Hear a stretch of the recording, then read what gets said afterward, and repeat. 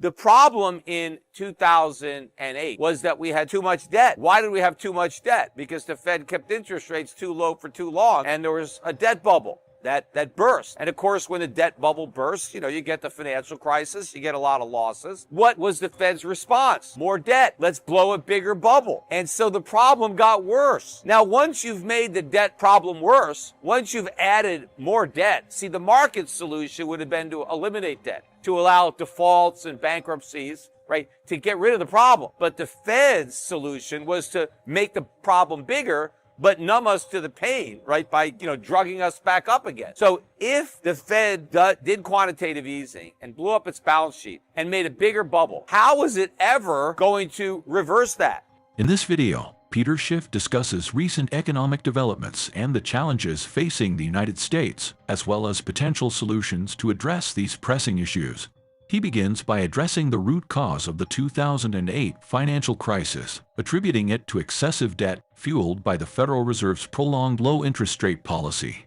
Schiff highlights the dangerous cycle of responding to debt bubbles with more debt, which exacerbates the problem rather than solving it.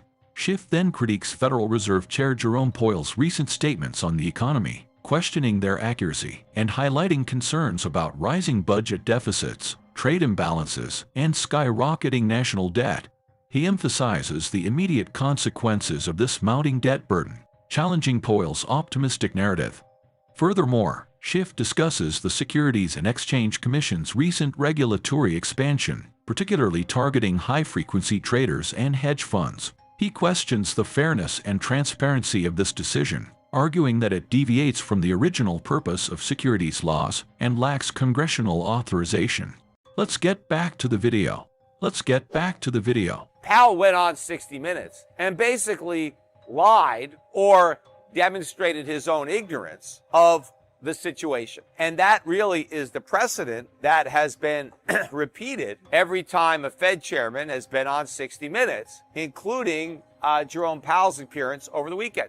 Now, of course, one of the things he talked about on 60 Minutes was the thing he talks about at the press conference. He was basically doing an infomercial for the Biden administration, talking about how great the economy is. We got this strong economy, we got this strong labor market, everything is great, right? That's not true.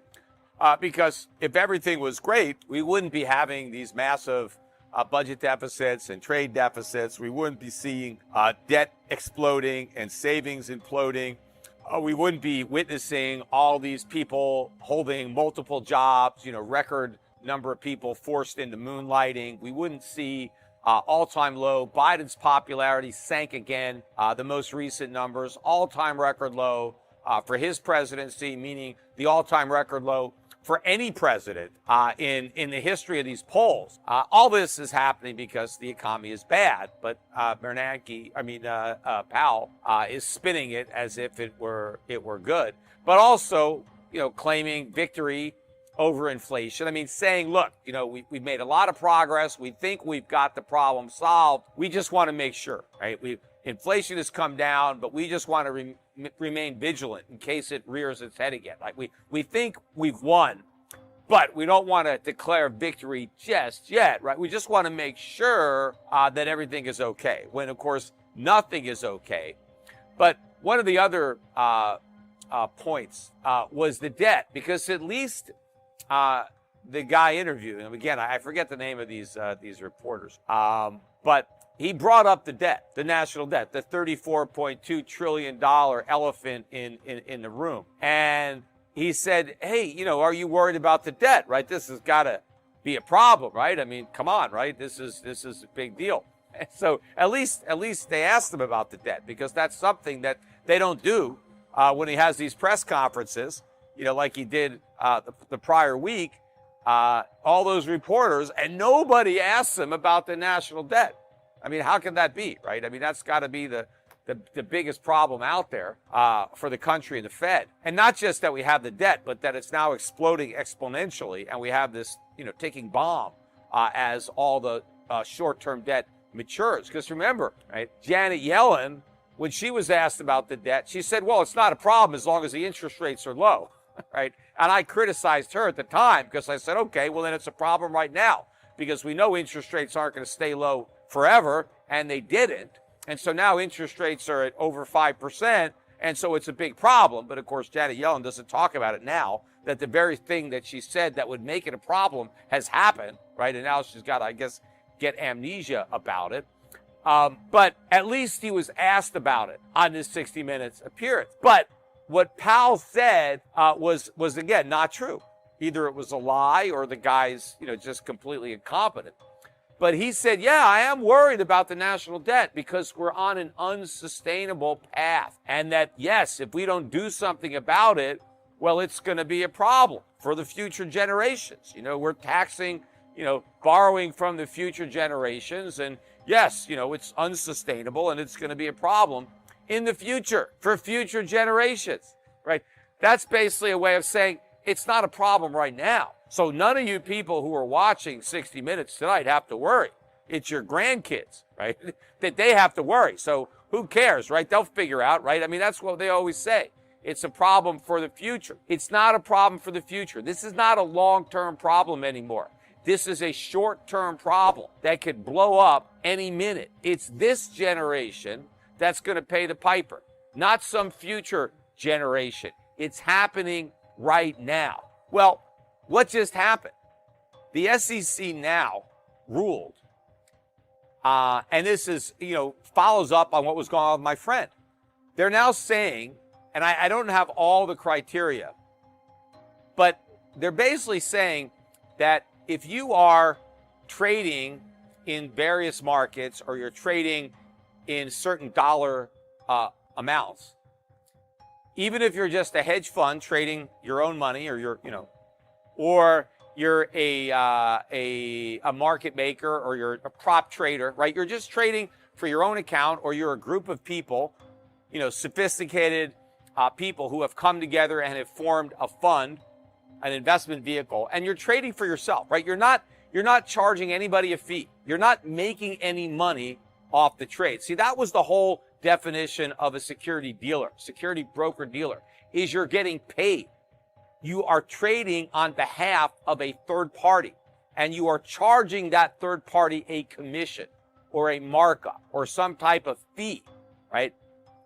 And that's what made you a broker dealer.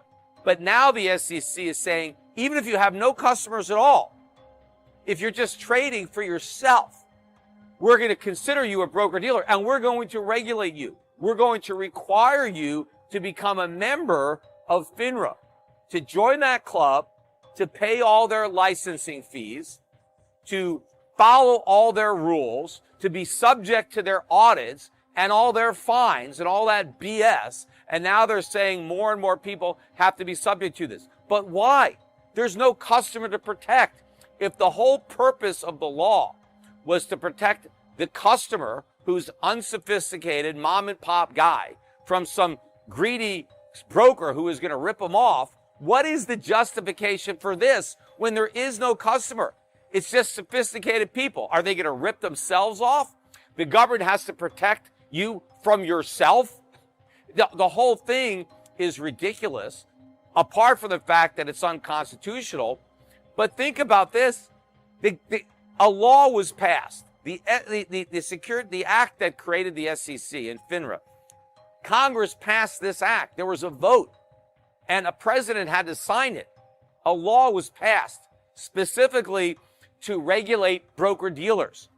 How can the SEC, nobody elected these guys, they just have a meeting, and they decide they're going to redefine what a broker-dealer is so that they can regulate something where there's been no legislation authorizing it.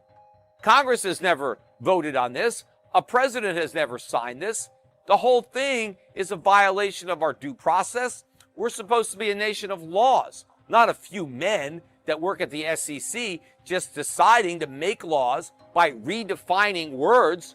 Words have meaning. They can't change. In conclusion, understanding the complex economic landscape and the challenges facing the United States is crucial for informed decision-making and effective policy-making.